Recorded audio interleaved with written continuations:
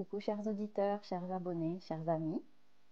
Aujourd'hui, je vais aller enquêter sur une question qui m'a été posée depuis un petit moment, que je n'avais pas encore explorée. J'ai beaucoup de demandes, donc j'essaye de prendre ce qui ressort le plus souvent, d'abord, d'honorer les demandes multiples, et puis après, selon le temps qui me reste. Et en ce moment, j'en ai très peu. Voilà, je fais de mon mieux et j'essaye de vous apporter des petites enquêtes par-ci par-là, de temps en temps. Alors aujourd'hui, ça concerne l'alimentation des animaux. Voilà, on m'a posé la question, je lis la phrase exacte.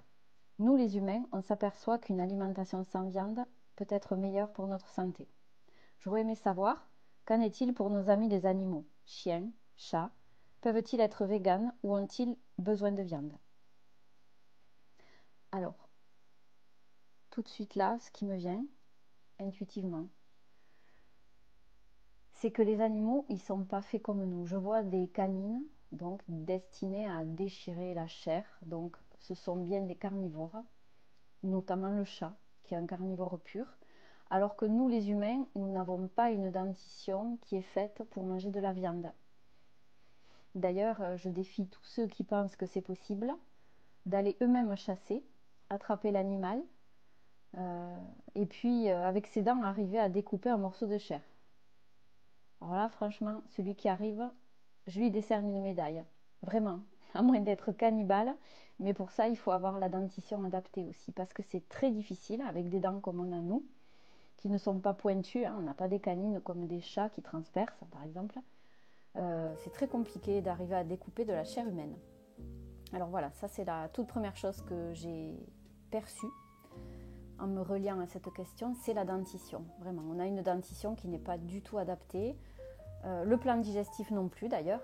On a des intestins qui sont longs, donc c'est pas adapté pour une alimentation qui doit fermenter longtemps. Et la viande, justement, quand elle est en putréfaction dans le système digestif, on pourrait dire ça comme ça un peu. Le temps que ça chemine, que ça arrive au bout, bien, c'est déjà pas très bon, pas très nourrissant pour le corps humain. C'est ce que je perçois là. Une fois que ça arrive en bas, c'est comme si c'était dépourvu de trois quarts de ce que ça pouvait apporter de bon. Sachant qu'à l'origine, ce que je perçois là, qui arrive dans la bouche et qui descend dans notre estomac, c'est déjà de la chair morte et il n'y a pas de vie là-dedans. Donc ça ne peut pas nous nourrir correctement, nous, en tant qu'humains. Voilà, parce que ça a été mis en barquette, ça a été préparé, ça a été mis en tranches de jambon, etc. Donc pour ceux qui mangent de la viande, c'est de la nourriture, la plupart du temps, qui est déjà décomposée, industrielle, qui n'est plus vivante depuis un moment. Elle a une chaîne dans l'alimentation bien spécifique. Alors que pour un chat qui est à l'origine, qui suit ses instincts naturels, il va chasser. Donc l'animal, il était en vie. Dans les secondes avant que le chat mange cet animal, il est en vie. Donc, c'est adapté pour lui, c'est adapté à son système. Il a les dents pour, il a le système digestif qui est fait pour, et il a le corps qui est fait pour accepter la viande. L'animal n'est pas mort dans une barquette depuis des lustres et des lustres dans un supermarché, par exemple. Voilà. Le mieux pour un animal qui est carnivore, c'est qu'il chasse et qu'il prenne l'animal vivant sur l'instant. Ça, c'est la nature d'un chat. Si on essaye de le rendre vegan, c'est contre sa nature. Je ne dis pas que ce n'est pas possible. Je connais des véganes qui nourrissent leur chat soit au barf, soit avec de l'alimentation végétalienne complémentée avec tout ce qu'il leur faut pour dénaturer le moins possible leur alimentation. Mais c'est contre nature, même si c'est pas nocif, toxique, c'est quand même moins adapté qu'un chat qui suit son instinct naturel de chasse. Même si ça nous plaît pas, qu'il tue un oiseau, qu'il le mange, bien entendu, c'est pas plaisant à voir, c'est pas plaisant à savoir, et ça donne pas envie de l'encourager. Mais c'est la nature profonde d'un animal carnivore avec la dentition qui est faite pour. Pareil pour les lions. Pareil pour les guépards, etc. Les animaux qui vivent comme ça dans la nature, qui chassent, les antilopes, c'est leur nature profonde. C'est sûr que c'est pas plaisant. Mais voilà, ils sont faits pour ça, ils sont faits comme ça. Nous non, nous on nous dit qu'on est omnivore, mais au départ, C'est-à-dire qu'on peut manger de la viande, on peut la tolérer, mais c'est pas adapté à notre système à l'origine. On peut le faire, on le fait par goût, par habitude, parce qu'on nous a inculqué qu'on avait besoin de manger de la viande, ce qui est d'ailleurs absolument pas vrai, hein, puisqu'on peut très bien, avec des bonnes associations alimentaires, s'en sortir et être très équilibré. Alors j'ai fait des enquêtes sur le sujet, hein, pour ceux que ça intéresse, sur l'alimentation végane et autres. Même également ce qui se passe dans les abattoirs, comment on peut remplacer avec des alternatives végétales. J'ai étudié tout ça, hein, je vous mettrai les miniatures en fin de vidéo pour justement pouvoir aller regarder si ça vous intéresse. N'hésitez pas en commentaire si vous voulez d'autres liens à ce sujet. Il y en a peut-être d'autres. Je ne vais peut-être pas pouvoir tous les mettre en fin de vidéo. Mais voilà, tout ça pour dire que si on en revient aux animaux, l'idéal c'est de ne pas dénaturer ce qui vraiment est fait pour eux. Un animal qui doit chasser, qui a la dentition et le digestif pour, eh bien, c'est bien de le laisser à ça, même si ça ne nous plaît pas, même si on est végane. Voilà, on ne peut pas comparer le système félin au système humain, que ce soit au niveau digestion, au niveau alimentation, au niveau dentition. Voilà, on ne peut pas comparer. Chaque chose a sa place. Et pour autant, je respecte les véganes qui veulent donner une alimentation végétale à leur chat ou à leur animal carnivore, hein. Je comprends tout à fait, je ne jette pas la pierre. Mais voilà, il faut savoir que même si c'est bien, même si c'est adapté, c'est quand même contre nature. Il faut quand même le garder en tête. Je fais aussi souvent le parallèle dans cette enquête avec les humains parce que pour moi, c'est très important de ne pas dissocier le comportement animal carnivore d'un humain.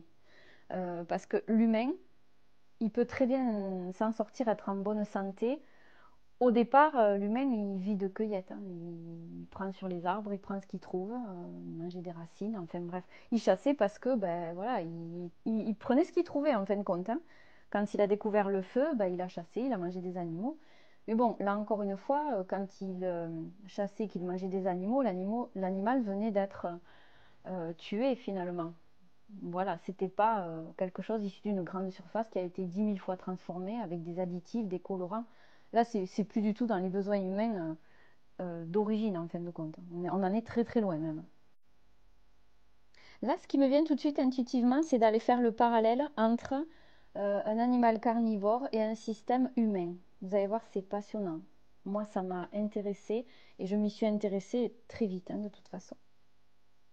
Donc, si on compare l'anatomie d'un humain avec celui d'un animal, on va d'abord commencer par celui de l'humain. Là, ce que j'ai, c'est l'homme de base, il est, ce que je disais, principalement frugivore et granivore. Donc voilà, il mange des fruits et des graines de base. Donc, si on part des pieds à la tête, là c'est comme ça que je perçois. L'appareil locomoteur de l'humain, on va dire qu'il n'est pas conçu pour attraper les proies à la course. On n'a pas les pattes d'un lapin, les pattes de tous les gros félins qui vivent dans la jungle, dans la savane ou en Afrique. Non, on n'est pas conçu de la même façon déjà, rien qu'à ce niveau-là. Ensuite, on n'a pas de griffes non plus pour attraper, tuer et déchirer. C'est quand même une évidence, hein. On a des ongles, c'est pas pour rien. Essayez de déchiqueter avec vos ongles, vous n'allez pas y arriver. De déchirer, pardon. Ensuite, du point de vue de la vessie, l'urine est peu concentrée, contrairement aux carnivores.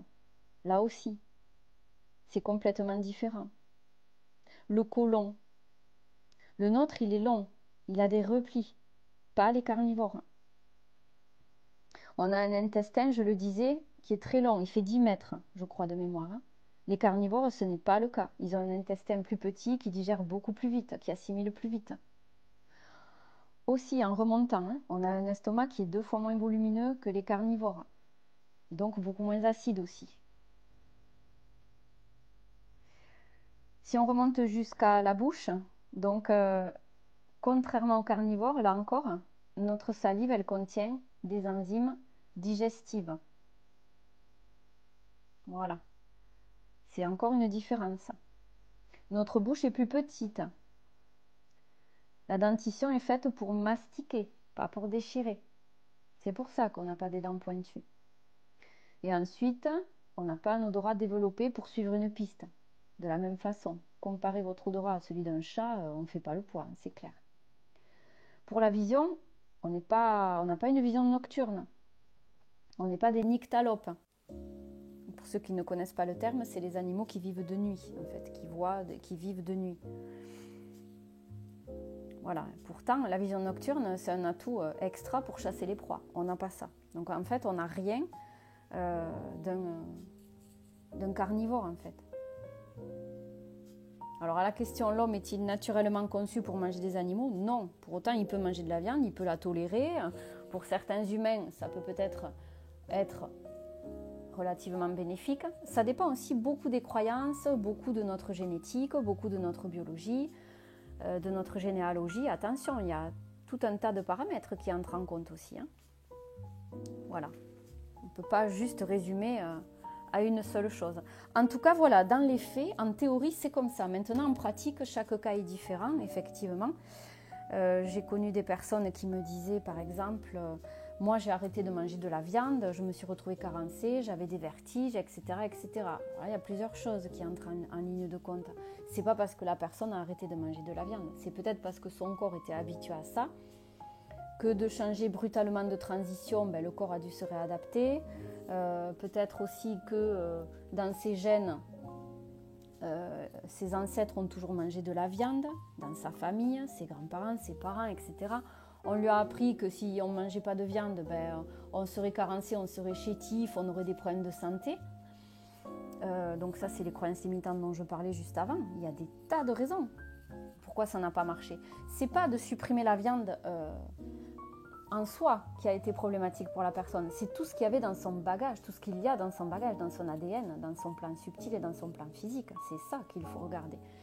Et chaque cas est différent. On ne peut pas juste faire une généralité. Non. Voilà. C'est pour ça que je reste l'esprit ouvert par rapport à ça. Mais là, vraiment de base, on n'est pas fait pour ça. Alors qu'un animal, je vois que oui. Alors, ça, il n'en reste pas moins que, évidemment, l'animal qui mange un animal qui est mort, ça reste de la matière morte. Mais vous verrez rarement un animal qui va aller manger un cadavre en putréfaction, qui est mort, qui a été transformé, qui a été mis propre dans une barquette au supermarché pour que ce soit consommable. Un animal, quand l'animal devant lui est mort, qu'il est en putréfaction depuis plusieurs jours, il ne va pas aller manger ça.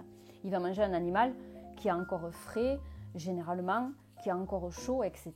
Voilà. Parce qu'il a un corps adapté à ça aussi.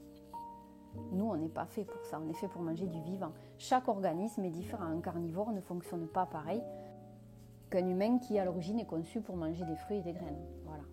Alors, c'est vrai que ça peut choquer pas mal de personnes parce qu'il y a encore beaucoup de personnes qui ont l'habitude de manger de la viande, qui sont là-dedans, dans ces croyances, qui ne vont pas trouver cohérent.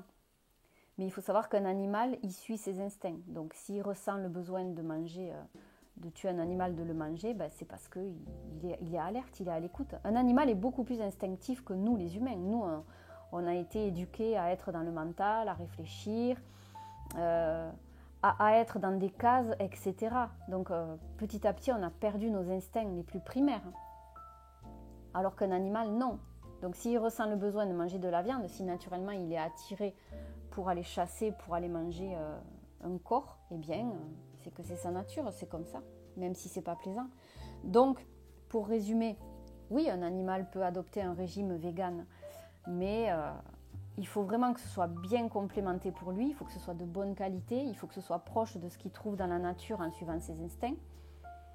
Et il faut garder en tête que même si c'est pas plaisant de le savoir manger d'autres animaux, si c'est dans sa nature véritable, c'est quand même l'idéal de rester proche de sa nature véritable. Et oui, même si c'est pas plaisant en tant que vegan ou végétalien, bien entendu. Et je peux en parler puisque je suis dans le cas, je suis dans ce cas-là, donc je peux en parler.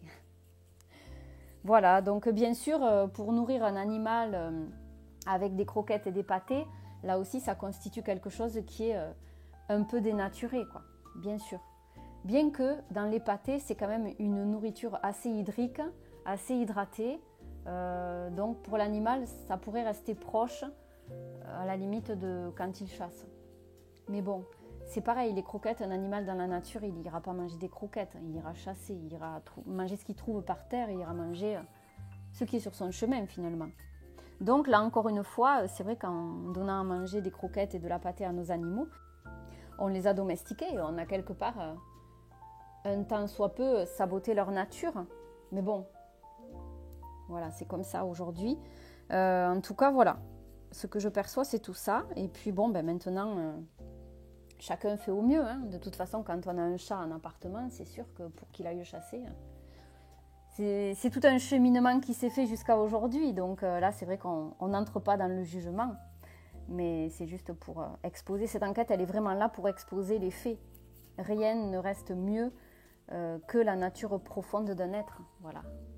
Elle est à respecter le plus possible dès que l'on peut. Après, il ne faut pas se jeter la pierre si l'évolution humaine a fait que. Voilà, après, tout le monde s'adapte. Voilà, c'est tout ce que je peux dire en fait. En tout cas, j'espère que cette enquête vous aura plu. Et peut-être qu'on aura l'occasion d'aller plus loin un peu plus tard, pourquoi pas. J'ai déjà pas mal de cordes à mon arc avec les enquêtes que je vais vous mettre là, et puis je vous laisse aller les visionner si vous ne les avez pas encore vues. Voilà. Je vous embrasse bien fort en tout cas, je vous remercie d'être là, toujours présente, toujours à l'écoute, ouvert d'esprit. Vous êtes très précieux et on forme une magnifique communauté, j'en suis très fière. Sur ces belles paroles, je vous dis à très vite pour d'autres surprises. Au revoir.